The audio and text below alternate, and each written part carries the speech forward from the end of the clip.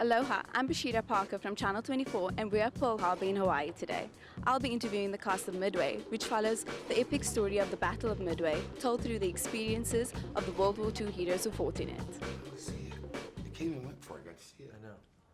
Hello. Hi. Hi. Don't mind us. We're just talking. How's South Africa It's amazing. these days? Cape Town, I've been there. That's actually my first question.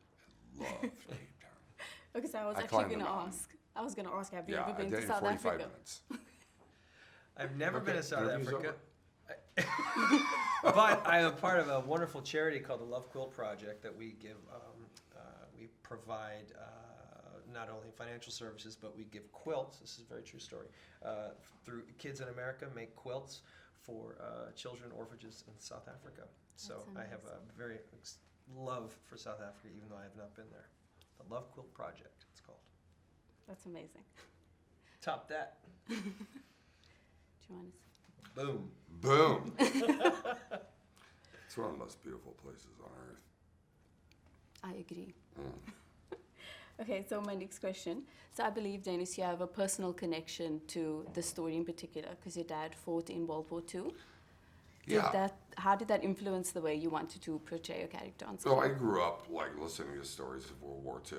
You know, all of us did who were my age of that generation because our dads had been in it. And, you know, it was legend for us. You know, we couldn't get enough of it.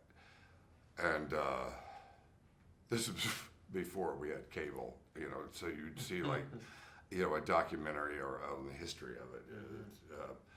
I think Walter Cronkite had the 20th Century. That was what it was called. You know, that's how we learned about it.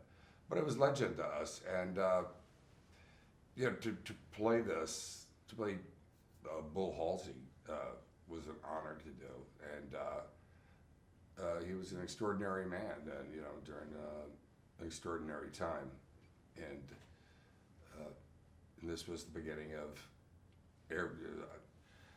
warfare of this type, an aircraft carrier against another aircraft carrier. That's like two spaceships out in space. That's really what it's like, Right. because they're way out in the middle of an ocean. It might as well have been in outer space, and you know, it's very much like Star Wars.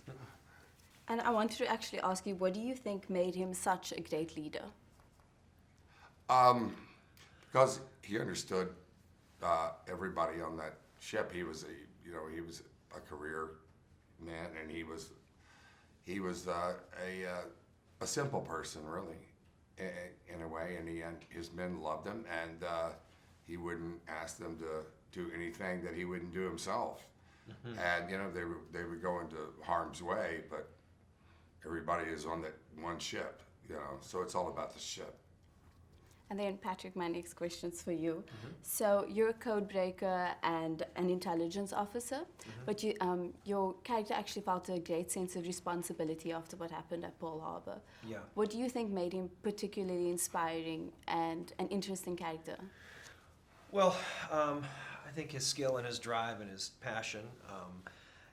He also looked at he tried to look at things from the Japanese perspective, because when you're dealing with intelligence and now it's really such an archaic, I mean, the way that they would break codes, the way that he would listen to chatter, I mean, it was, you know, there was no satellites, there's none of that. So he's using every alternative that he can in order to find out where the enemy was. And so a lot of that was just operating on a hunch. Like he would try to be, we actually have a moment in the movie where Nimitz is saying, you need to be my eyes and ears, you need to be my Yamamoto. And that was Leighton took great responsibility in that, because he spent a lot of time in Japan. That's why we opened the movie in Japan. And he loved Japanese culture. He understood it. He spent time there. And I think that was a lot of him trying to understand where they were coming from, because they had the Japanese Navy, their Imperial Navy, had a much different mindset than we did. Yeah. And so that's really admirable for me, to a guy that was not going to be out there fighting it, but he wanted to give his soldiers and his seamen the greatest advice and knowledge that he could. And he knew that when he failed and he couldn't, he wore those scars. So he spent much of his life trying to do everything that he could to not have that happen again.